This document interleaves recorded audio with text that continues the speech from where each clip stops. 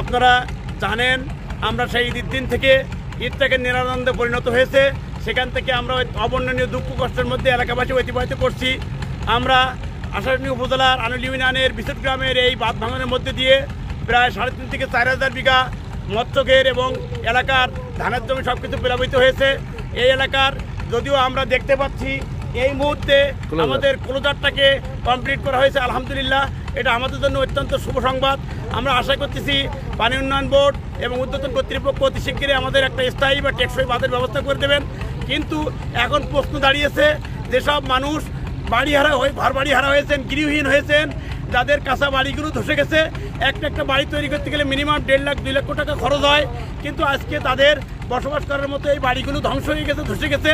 যখনই এই পানি নেমে যাবে তখন আসলে তারা আশ্রয়হীন, এই মানুষগুলো কীভাবে আশ্রয় পাবে এটা নিয়ে ঊর্ধ্বতন কর্তৃপক্ষের দৃষ্টি আকর্ষণ করছি। ভিশনের ফুলঝুরি মেগা অফারে ফ্রিজ কিনলেই পাচ্ছেন 16 পিসের আকর্ষণীয় গিফট বক্স একদম ফ্রি। আপনাদের কাছে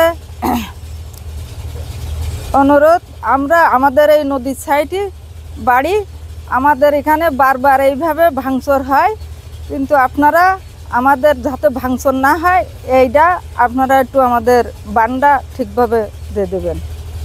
পানি উন্নয়ন বোর্ডের যে ক্লোজারটা করা হয়েছে, এ পর্যায়ে আমি পানি উন্নয়ন বোর্ডকে ধন্যবাদ জানাচ্ছি এই জন্য যে তারা অতি দ্রুততার সহিত তাদের নির্ধারিত সময়ের মধ্যেই কিন্তু ক্লোজারটা দিয়ে ফেলছে।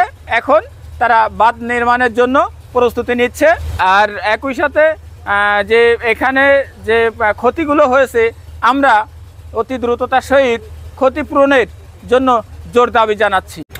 বিশুট এলাকায় যে বাঁধের ব্রিজ অংশের পাশে আছি, প্রায় ঘণ্টাখানিক আগেই আমাদের এই যে ভাঙা অংশটা আমরা বিকল্প বাঁধ হিসেবে একটা 16 মিটার দীর্ঘ জিও টিউব দিয়ে, বালুভর্তি 16 মিটার জিও টিউব দিয়ে আমরা ক্লোজ করতে সক্ষম হয়েছি। এটা প্রথম পর্যায়ের কাজ।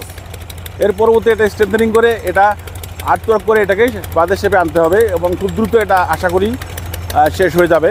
তখন পানি প্রবেশ সম্পূর্ণরূপে বন্ধ হবে। আর আপনাদের জ্ঞাতার্থে জানাচ্ছি, বিভিন্ন বিভ্রান্তিকর তথ্য যাচ্ছে। এটা সম্পূর্ণ পানি উন্নয়ন বোর্ডের অর্থায়নে পানি উন্নয়ন বোর্ডের ঠিকাদার কর্তৃক এই ভাঙা অংশের মেরামত কাজ সম্পন্ন হলো।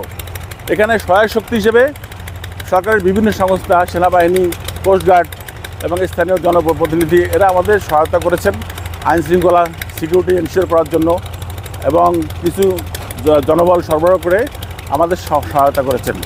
তাদের প্রতি আমি কৃতজ্ঞতা জানাচ্ছি।